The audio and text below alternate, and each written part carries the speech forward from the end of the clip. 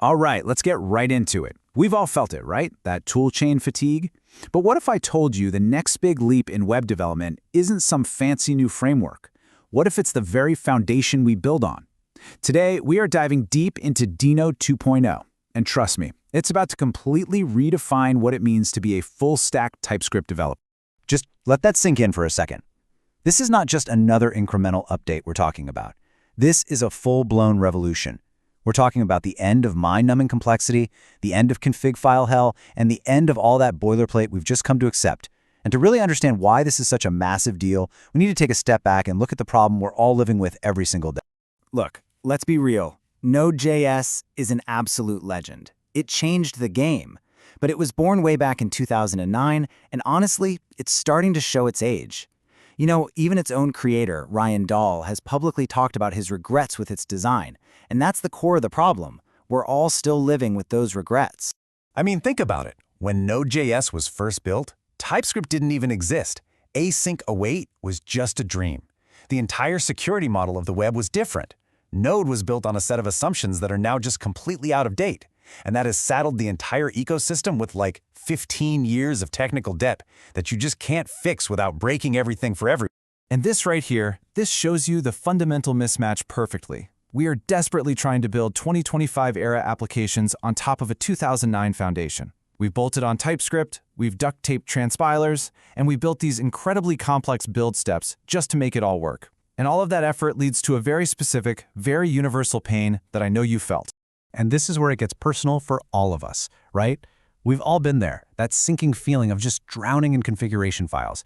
tsconfig, package.json, prettier RC, ESLint RC, before you've even written a single line of actual application code. It's that endless, soul-crushing cycle of installing dev dependencies just to get TypeScript to play nice. Does this look familiar? Of course it does. You initialize your project, you install TypeScript, you install the node types, you generate a tsconfig, then you have to manually configure that tsconfig. Then you install more tools like tsnode and nodmon just for a decent developer experience, and then you have to wire it all up in your package.json. It's exhausting, it's fragile, and it is completely and utterly unnecessary. Okay, now just take a deep breath and look at this. This is the Deno way. One single command, Deno run main.ts. That's it. No config files, no dev dependencies, no build steps. It just works. And believe me, this is only the beginning. So the terrible developer experience is just one part of the problem.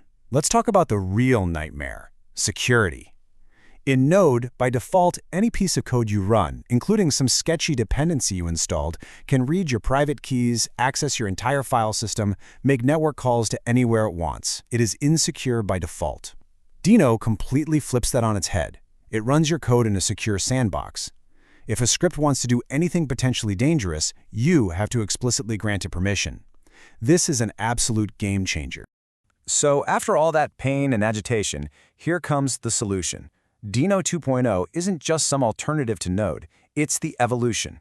It was designed from the ground up by Ryan Dahl, the guy who made Node.js in the first place, specifically to fix all the regrets and design flaws of his original creation. And the absolute magic behind Deno is this one core concept: native TypeScript. Deno treats TypeScript as a first-class citizen. You don't transpile it, you don't compile it, you just run it. That entire painful toolchain that we just walked through, it's just gone. It evaporates. And Deno doesn't just stop at running TypeScript. It literally replaces your entire toolchain. You get a built-in code formatter, a linter, a test runner, a bundler. I mean, everything you used to have to install and configure with NPM is now just a single, blazing fast, consistent command. Think about it. No more version conflicts between prettier and ESLint across your projects. It's all just there. And get this, another huge win. Deno has a standard library, just like Go or Python. Remember installing dozens of those little micro packages for basic stuff like handling file paths or formatting dates? All gone. It's all built in, it's audited, and it's maintained by the core Deno team. Say goodbye to those Node modules black holes forever. But wait, you're saying, what about the massive Node ecosystem? I need my packages. That was the old argument against Deno, but not anymore.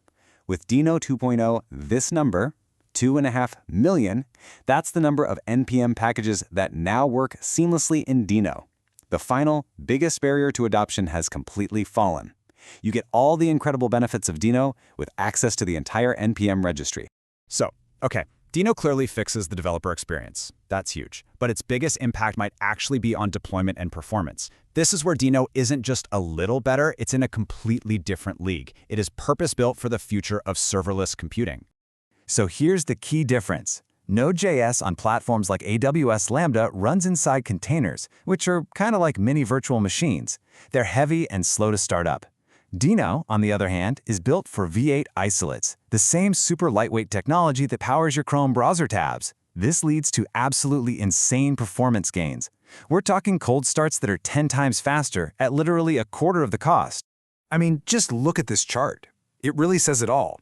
450 milliseconds for a Node.js cold start versus just 35 for Deno.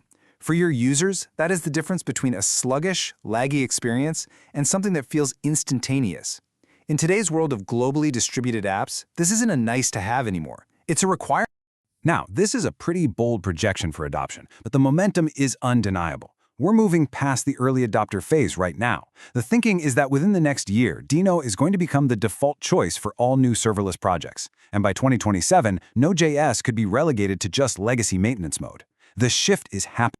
So what's the big takeaway here? Where should you be using Deno, like right now? For any new serverless project, it's a no-brainer. For edge functions, APIs, internal scripts, real-time apps, cron jobs, it is the clear winner.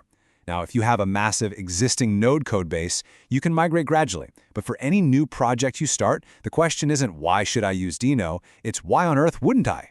And all of this brings us to the final and most provocative question. With a vastly superior developer experience, way better security, insane performance, and now full NPM compatibility, is Node.js officially dead? Maybe not today, maybe not tomorrow, but its reign as the undisputed king is seriously in question. I'd love to know what you think. Let the debate begin in the comments.